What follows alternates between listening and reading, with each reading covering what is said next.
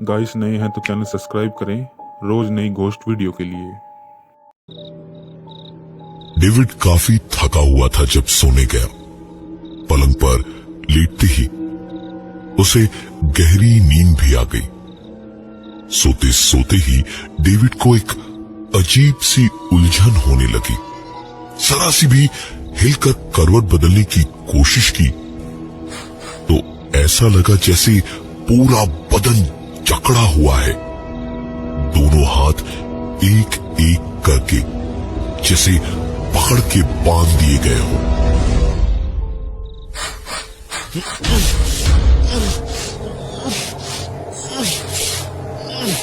लाख चाहने पर भी डेविड हिल नहीं पा रहा था। डेविड किसी पानी से निकाली मछली की तरह तड़प रहा था, लेकिन उसका छूटना नामुमकिन लग रहा था। डेविड पूरी ताकत से अपनी कलाइयां मोड़ मोड़ कर अपने हाथ को छुड़ाने की कोशिश कर रहा था और पैर चलाने की कोशिश कर रहा था, लेकिन हाथ बंधे हुए थे और पैर जैसे थे ही नहीं। और इसी बीच अचानक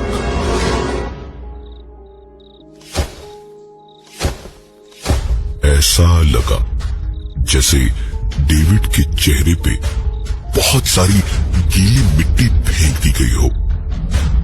गीली मिट्टी जिसकी सौंधी महक, लेकिन हल्की ऊपरी धूल से डेविड का सांस लेना भी मुश्किल हो रहा था। घुटन उसकी बढ़ती जा रही थी।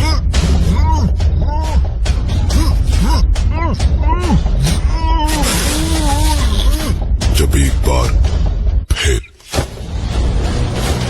डेविड पूरी तरह से हाँफ रहा था।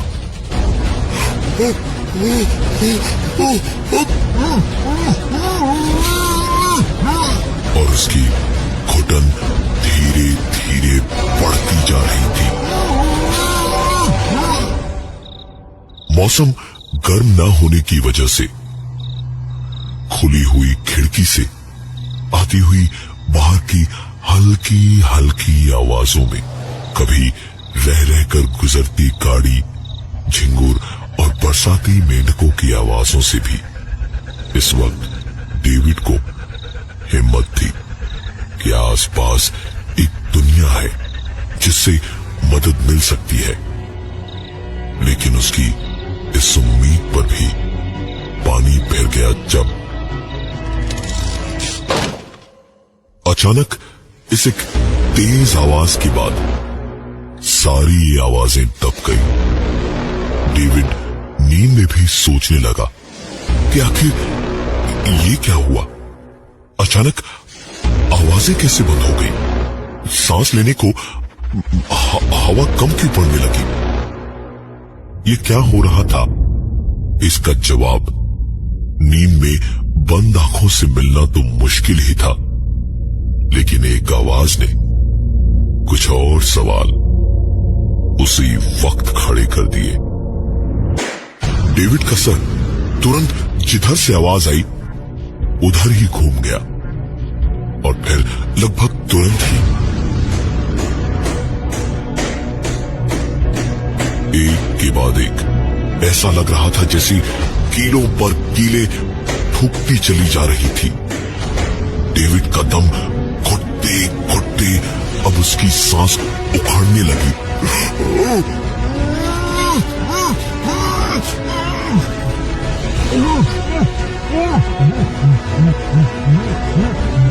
डेविड बुरी तरह से एक सांस लेने को तड़प रहा था और अब जीने के लिए कुछ तो करना था। अपने बदन की पूरी ताकत एक कोशिश में झोंक दी और एक झटके में हाथ पैरों की हड्डियों का सारा जोर लगा के डेविड जब एक लंबी गुस्से से भरी चीख के साथ जागा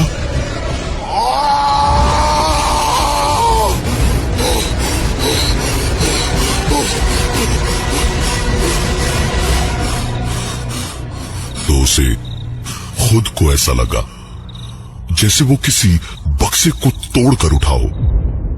अचानक हवा में ठंड और नमी का उसे एहसास हो रहा था।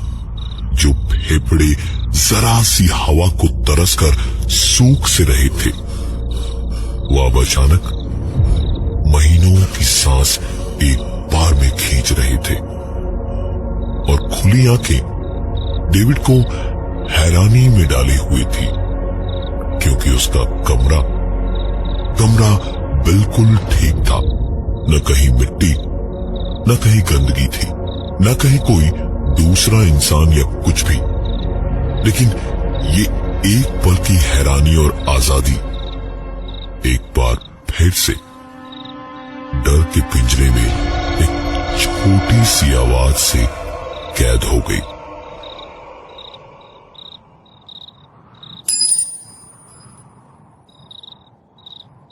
लाइट जलाकर देखा तो डेविड ने जमीन पे पलंग के ठीक पास एक कील पड़ी देखी। यहां कील कहां से आई? अभी तो कीलें ठोकने की आवाजें सुनाई दे रही थी। पता नहीं डेविड को क्या सूझा।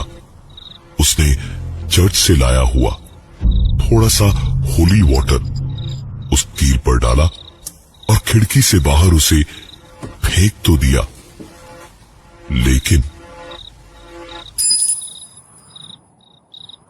आवाज सुनकर डेविड पलटा तो देखा एक गीली कील ठीक पीछे पड़ी थी और कुछ पानी के छींटे आस पास बिखरे पड़े थे।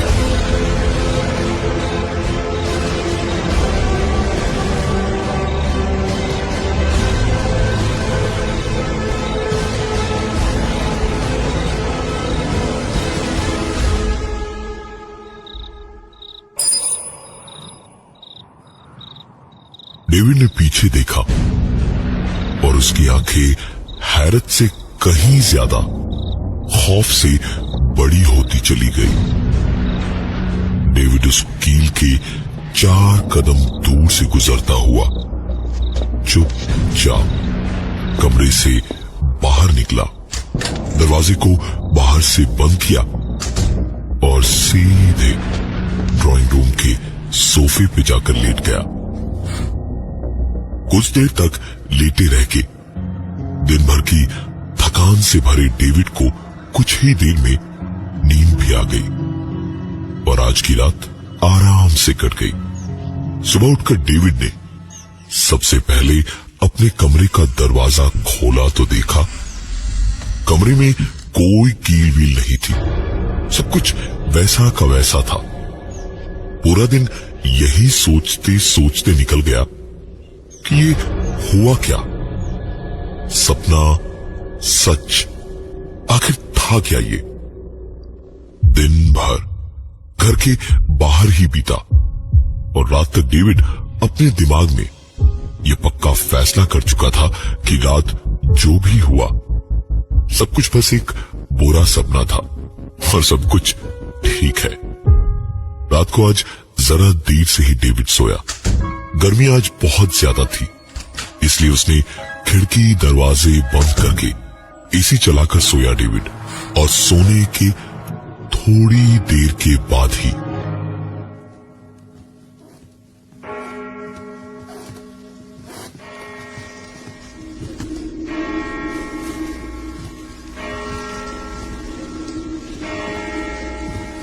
ऐसा लग रहा था जैसे डेविड के बेडरूम में डेविड अकेला नहीं था, बल्कि कई लोग एक एक करके उसके कमरे में आ रहे थे और कुछ उसके पलंग की दाईं ओर आकर बैठ रहे थे और कुछ बाईं तरफ लकड़ी की कुर्सियों टेबलों पे लोग अपना सामान रख रहे थे और ऐसी आवाजें साफ सुनाई दे रही थी।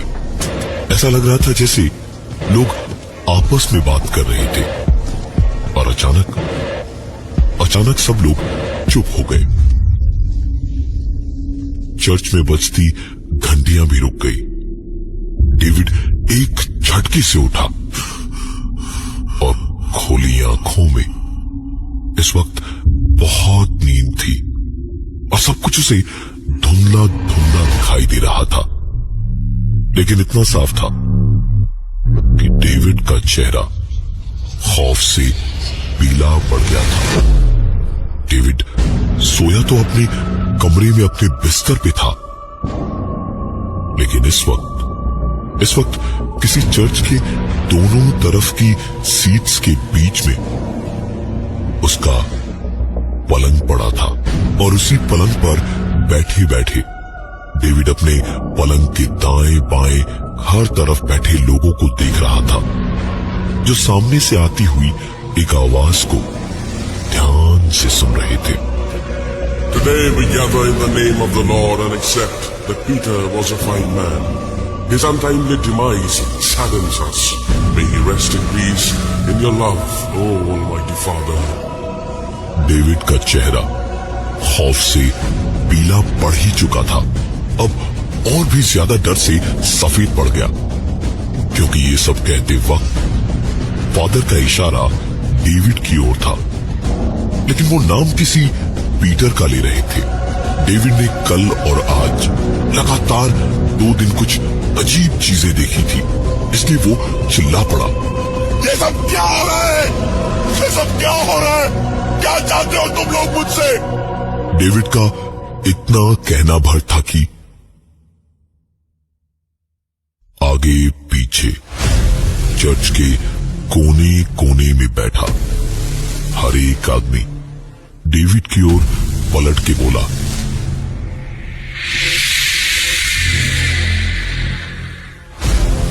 और ठीक उसी वक्त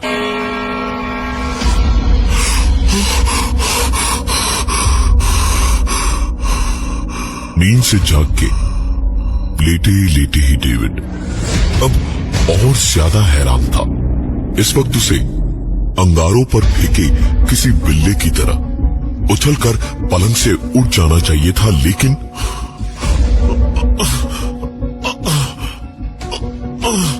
लाख कोशिशें करके भी डेविड जरा सा भी हिल नहीं पा रहा था। उसकी छाती के ऊपर जैसे बहुत भारी कुछ रखा था, जिसको वो हिला भी नहीं पा रहा था। किसी इंसान के लिए ये किसी सजा से कम नहीं था कि जहां उसे सबसे ज्यादा महफूज होना चाहिए, वो वहीं पर सबसे ज्यादा बुरी तरह फंसा हुआ था। डेविड ने अब अपनी सारी ताकत हिम्मत इकट्ठी की और पिछली रात की तरह एक झटके से उठा तो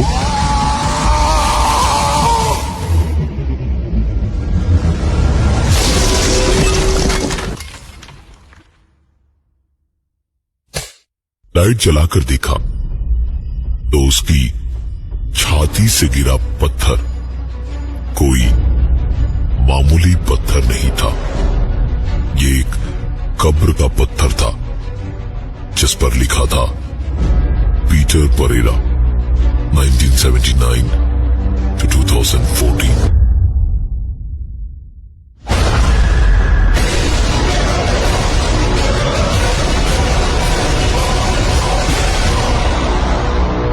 डेविड ने सोचा कि कल रात जब ऐसा हुआ तो वो इस कमरे के बाहर आराम से सोया था, आज फिर यही करेगा। और वो यही सोचकर कमरे से बाहर निकल गया। कुछ देर बाहर सोफे पे ही बैठा रहा। पूरा घर शांत था। रात का सन्नाटा भी इस खौफ भरे माहौल में शोर की तरह गूंज रहा था, जैसे वहां बैठे बैठे न जाने कब डेविड की आंख लग गई और सीधे सीधे सवेरे ही आंख खुली। उठकर सवेरे सबसे पहले डेविड ने अपने कमरे का दरवाजा खोला। पूरा कमरा जैसे का तैसे पड़ा था। न कोई कब्र का पत्थर पड़ा था, और ना ही एक भी चीज तस से मस हुई थी। जिस तरह पिछली सुबह रात की छोटी सी कील नहीं थी, वैसे ही आज एक बड़ा सा पत्थर नहीं था। ऐसा कैसे हो सकता था? 2 रातों से जो भी हो रहा था वो कोई पागलपन या वहम नहीं हो सकता था। जरूर कुछ न कुछ गड़बड़ है इस कमरे में। बिना देखे, बिना ढूंढे कुछ मिलेगा भी नहीं। ये सब सोचकर डेविड ने कमरे की छानबीन शुरू की कि आखिर गड़बड़ कहां है। पूरा कमरा छान मारा, लेकिन कहीं उसे कुछ नहीं मिला। डेविड हताश होकर बैठने वालों में से नहीं था। पूरा कमरा देखने के बाद कुछ नहीं मिला तो खड़े खड़े हांफते हुए उसकी नजर अपने पलंग पर गई। इतना बड़ा भारी भरकम महाराजाओं का पलंग, कहीं इसी में तो कोई राज नहीं था। ये सोचकर पूरी ताकत लगा के पलंग को खिसकाने गया तो उसके पसीने छूट गए।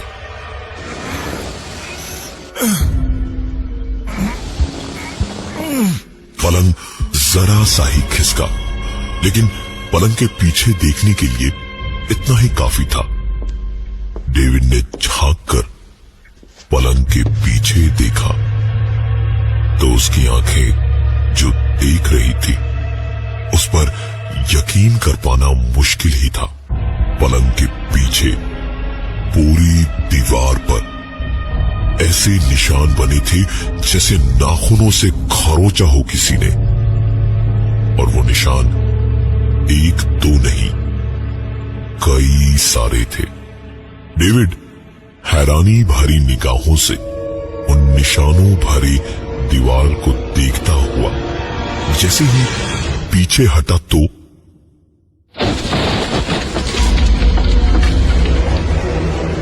उसका भारी भरकम पलंग जोर से अपने आप दीवार पर जाकर लगा। डेविड तुरंत वहां से बाहर भागा और घर का ताला लगाकर आस-पास की दुकानों में गया। कई बहानों से हर दुकान पर उसके घर में उसके रहने से पहले कभी कोई जानवर रखा गया था। यही सवाल डेविड ने सबसे घुमा फिराकर पूछा, लेकिन उसे कोई जवाब नहीं मिला। डेविड ने भी सोच लिया था, चाहे जो हो जाए देखा जाएगा। दिन बीता और रात हुई। डेविड एक बार फिर से अपने पलंग पर लेटा और उसके लेटते ही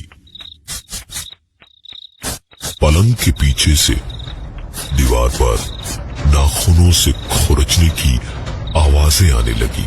पलंग पे लेटकर इन आवाजों से तेज आवाज में डेविड ने हवा में कहा, तुम चाहे जो भी हो, जो कर सकते हो कर लो, मैं नहीं जाऊंगा यहां से और इसी पलंग पर सोऊंगा।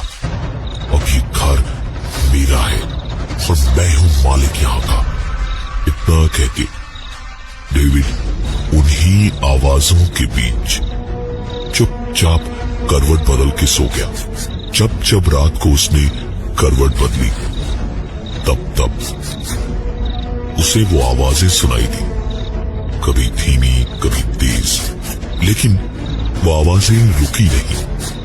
और सवेरे जब डेविड उठा और उसने पलंग को सरकाया तो देखा दीवार पर ताजे खरोंच के निशान बने थे और सीमेंट और बालू ऐसे नीचे बिखरी थी जैसे वो दीवार को खुरचने से गिरी हो।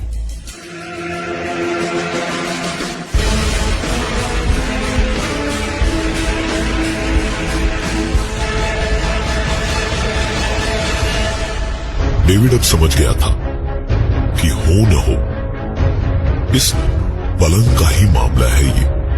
उसने पूरा पलंग ध्यान से देखा तो पलंग के एक कोने पर नाम दिखाई दिया, सिद्धि फर्निचर्स, चांदनी चौक, दिल्ली 6, और एक नंबर लिखा था उस पे 245B005। डेविड को अपने सवालों का जवाब यहीं से मिलना था। बहुत ढूंढने के बाद उसे वो दुकान मिली तो देखा काफी पुरानी लेकिन एक आलीशान फर्नीचर की दुकान थी। दुकान के मालिक एक काफी उम्रदराज इंसान थे। डेविड उनके पास गया और उनसे उस पलंग का नंबर बता के उस पलंग के बारे में पूछा तो उन्होंने कहा, अरे वो महाराजा पलंग है, मिस्टर पीटर परेरा के लिए बनाया था मैंने। वैसे सिर्फ 4 ही और पलंग मिलेंगे आपको, मैंने अपने हाथों से बनाया था। पूरा तो शीशम है साहब, और अभी तो सिर्फ 20 साल ही हुए उसको। वो तो पता नहीं अभी कितने साल और चलेगा। पीटर का नाम सुनते ही डेविड का दिमाग ठनका। उसने पीटर के जिस पते पे पलंग भेजा गया था वो पूछा तो पता डेविड के नए मकान का ही निकला। डेविड अब जानता था, वो भी बहुत अच्छी तरह, कि बात उसके संभालने से कभी संभलने वाली नहीं। वो सीधा वहां से घर के पास ही अपने चर्च गया और फादर से बात की, उन्हें सब कुछ बताया। तो फादर कुछ देर तो चुप रहे, फिर उन्होंने होली वाटर की शीशी जो उन्होंने दी थी उसके बारे में पूछा तो डेविड ने कील उसमें डुबोकर फेंकने वाली बात बताई।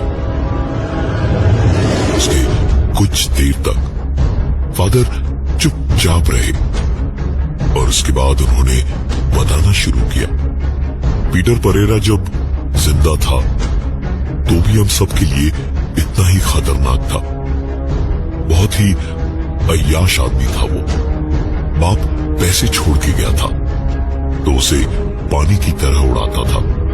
बीवी उसकी इन्हीं अय्याशियों से तंग आकर उसे छोड़कर चली गई और उसके जाने के बाद पीटर का असली घिनौना चेहरा सामने आया। मोहल्ले से आसपास के इलाकों से छोटे छोटे बच्चे गायब होने लगे। एक दिन एक बच्चे की चीखें सुनकर जब उसके घर का दरवाजा तोड़ा गया तो पता चला कि पीटर बच्चों को अपनी हवस का शिकार बनाकर उसी पलंग के पीछे हाथ पैर और मुंह बांध के तब तक उन्हें भूखा प्यासा रखता था जब तक वो मर नहीं जाते थे।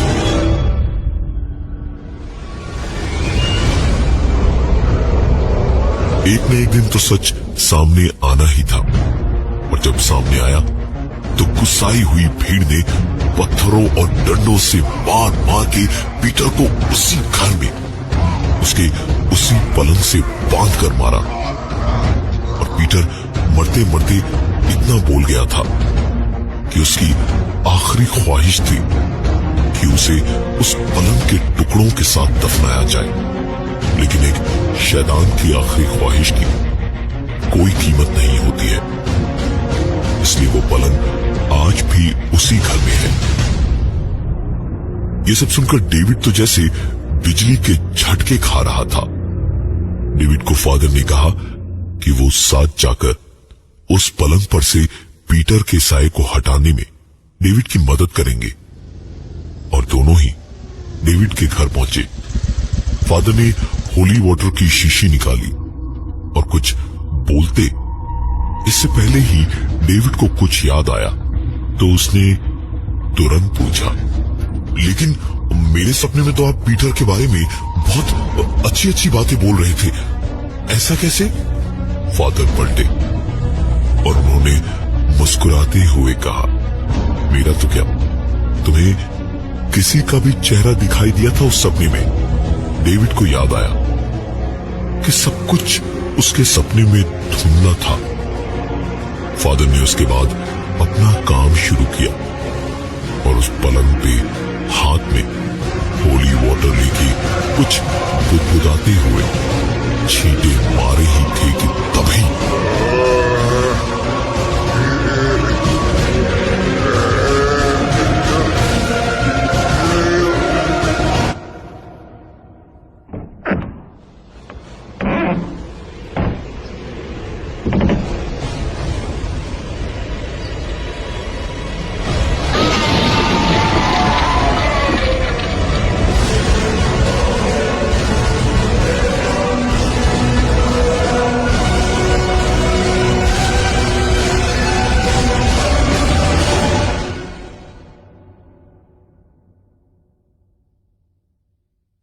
फादर मॉरिस और डेविड दोनों के नाम पर आज भी गुमशुदगी की रिपोर्ट दर्ज है।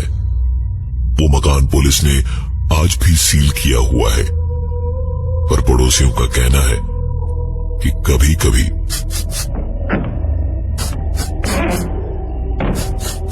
ऐसी आवाजें उस मकान से देर रात आती है जो किसी को सोने नहीं देती।